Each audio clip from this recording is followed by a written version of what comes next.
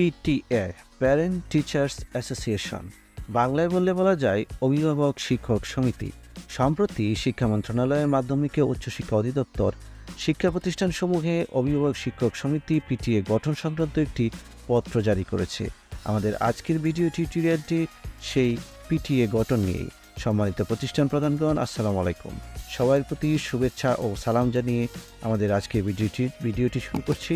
শুরুতেই সবার প্রতি রিকোয়েস্ট থাকলো আমাদের চ্যানেলটি সাবস্ক্রাইব করে রাখতে পারেন, যাতে পরবর্তীতে নতুন ভিডিও আসার সাথে সাথে দ্রুত সেটি আপনারা পেয়ে যান।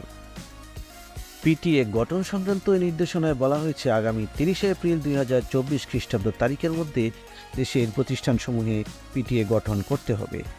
দেশের সকল সরকারি বেসরকারি মাধ্যমিক নিম্ন মাধ্যমিক বিদ্যালয়, স্কুল অ্যান্ড কলেজ, কারিগরি বিদ্যালয়, আলিম এবং দাখিল মাদ্রাসা পর্যায়ে এটি গঠন করতে হবে।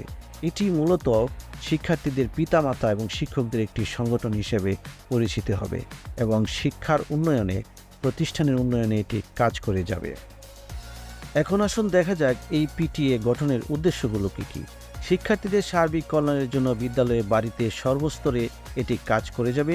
তাছাড়া কারিকুলাম রূপরেখা বাস্তবায়নে এবং শিক্ষার মান উন্নয়নে অভিভাবকদের ভূমিকা সম্পর্কে ধারণা দেওয়া এবং শিক্ষাক্রম বাস্তবায়নে প্রয়োজনীয় সহায়তা প্রদান করা এই পিটিএ গঠনের অন্যতম একটি উদ্দেশ্য।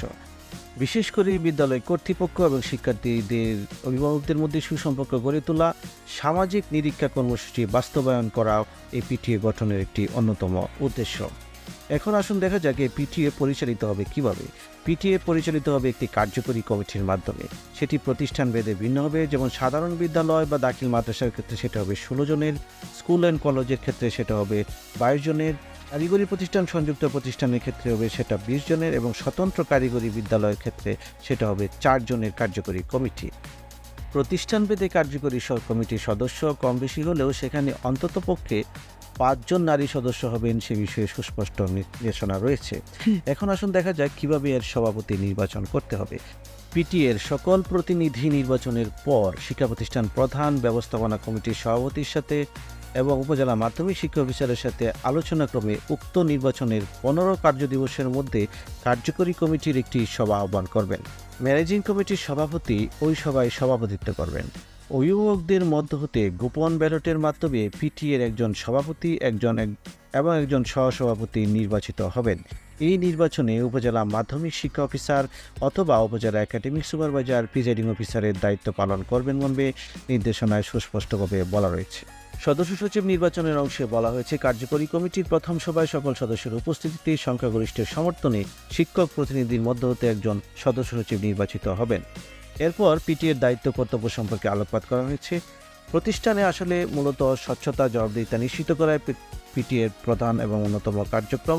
এছাড়াও প্রতিষ্ঠানের ভৌত সুযোগ সুবিধা, শ্রেণীকক্ষে শিক্ষার্থীর স্থান, বসার ব্যবস্থা, অন্যান্য বিষয় যেমন হাইজিনিক, স্যানিটেশন, বিশুদ্ধ খাবার পানি সরবরাহ ইত্যাদি বিষয়ে ম্যানেজিং কমিটিকে পরামর্শ প্রদান করা এবং সহায়তা করা পিটিএর অন্যতম কাজ।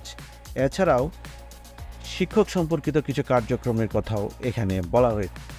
শিক্ষার্থীদের মান উন্নয়নের অংশে বলা হয়েছে শিক্ষার্থীদের নিয়মিত উপস্থিতি, সময়ানুবর্ণিতা শৃঙ্খলা পরিবীক্ষণ করা, ভর্তির হার বৃদ্ধি, ঝরে পড়ার হার হ্রাস করা এবং শিক্ষার্থীদের শিক্ষণ শেখানো পরিবেশে উন্নতকরণে পিটিএ গুরুত্বপূর্ণ ভূমিকা পালন করবে। এছাড়াও পিটিএর আরেকটি গুরুত্বপূর্ণ বিষয়ে বলা হয়েছে, সেটি হচ্ছে সামাজিক নিরীক্ষা কার্যক্রম পরিচালনা করা। সামাজিক নিরীক্ষা কার্যক্রম পরিচালনার জন্য পিটিএ 6 সদস্য বিশিষ্ট একটি পৃথক কমিটি থাকবে। পিটিএ সভাপতি হবেন সেই কমিটির সমন্বয়কারী।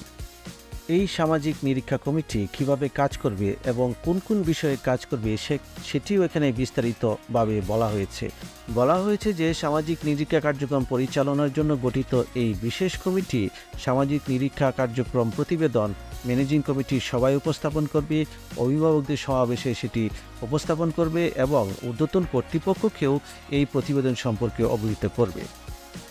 এরপর পিটিএর অর্থ ব্যবস্থাপনা সম্পর্কে আলোকপাত করা হয়েছে। সেখানে কোথা হতে অর্থ আসবে এবং কোন কোন ক্ষেত্রে পিটিএ অর্থ ব্যয় করতে পারবে সে বিষয়ে সুস্পষ্ট নির্দেশনা রয়েছে। সম্মানিত প্রতিষ্ঠান প্রধানগণ, এই ছিল পিটিএ সম্পর্কিত আমাদের ভিডিও টিউটোরিয়াল। নির্দেশনাটি পরে এটি বোঝা গেল একটি প্রতিষ্ঠানের সার্বিক উন্নয়নে পিটিএ একটি সহায়ক ভূমিকা পালন করবে। অর্থাৎ শিক্ষক শিক্ষার্থী তথা শিক্ষার সার্বিক মান উন্নয়নে পিটিএ গুরুত্বপূর্ণ ভূমিকা পালন করবে বলে আশাবাদ করা যাচ্ছে। সম্মানিত প্রতিষ্ঠান প্রধানগণ, আগামী 30 এপ্রিল 2024 খ্রিস্টাব্দ তারিখের মধ্যে আপনার প্রতিষ্ঠানে পিটিএ গঠন কার্যক্রম সম্পন্ন করতে হবে। এই তারিখটি প্রদর্শন করতে করতে আজকের মতো বিদায় নিচ্ছি। বিদায় নেওয়ার আগে আবারও রিকোয়েস্ট থাকলো, যারা নতুন জয়েন করেছেন আমাদের চ্যানেলে তারা আমাদের চ্যানেলটি সাবস্ক্রাইব করে রাখতে পারেন, যাতে নতুন ভিডিও আসার সাথে সাথে দ্রুত আপনারা পেয়ে যান। সবাই ভালো থাকবেন, সুস্থ থাকবেন। আল্লাহ হাফেজ।